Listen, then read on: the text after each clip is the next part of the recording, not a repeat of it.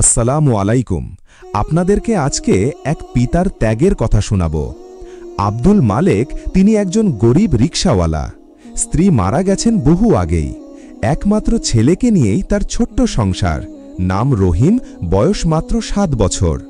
রহিম কখনো নিজের বাড়িতে কোরবানি হতে দেখেনি।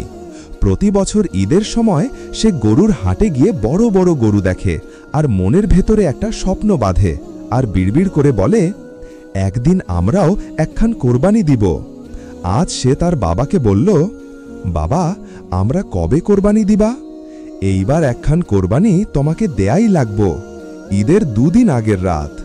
আব্দুল মালেক চুপ করে বসে রইলেন। চোখে ঘুম নেই, পকেটেও তেমন টাকা নেই। তবু মনে মনে ভাবলেন, আমার ছেলের এতদিনের একটা স্বপ্ন কোরবানি করা, এবার কিছু একটা করতেই হবে। নিজের ওষুধের জন্য জমানো টাকা আর স্ত্রীর শেষ স্মৃতিস্বরূপ একটা সোনার আংটি বিক্রি করে দিলেন। কিছু ধারও করলেন। তারপর কিনে আনলেন একটা ছোট্ট সাদা ছাগল। রহিমের আনন্দের কোনো ঠিক ঠিকানা নেই। সে ছাগলটির নাম রাখল রহমত। সারা দিন রহমতকে নিয়ে খেলল, আদর করল।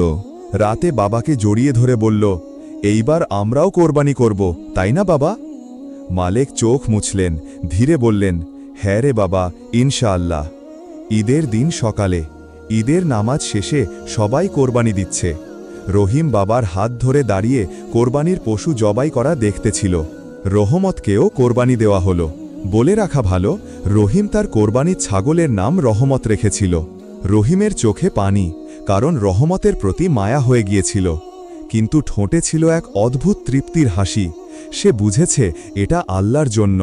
তার ছোট্ট মনেও ঈমানের আলো ফুটে উঠেছিল সেই দিন। ঈদের দিন বিকেলের দিকে রহিম বলল, বাবা, আমারে মাংস খাইতে দিবা না? অনেক ক্ষুধা লাগছে। মালেক ঘরের এক কোণে রাখা ছোট্ট একটা পাত্র বের করলেন।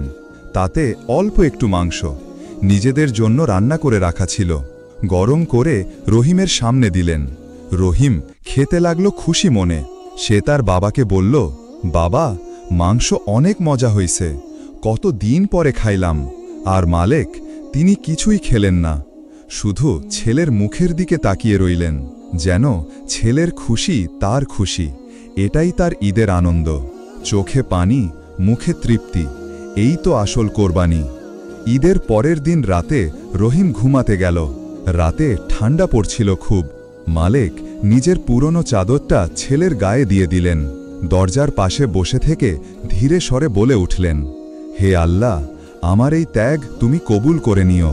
সেই রাতেই নিঃশব্দে আব্দুল মালেক পৃথিবী ছেড়ে চলে গেলেন। সকালে ঘুম ভাঙতেই রহিম দেখল বাবা নেই। তাকে একা রেখে চলে গেছেন অনেক দূরে। তার পাশে পড়ে আছে সেই ছোট্ট পাত্রে অল্প কিছু মাংস আর একটা ভাঁজ করা কাগজ।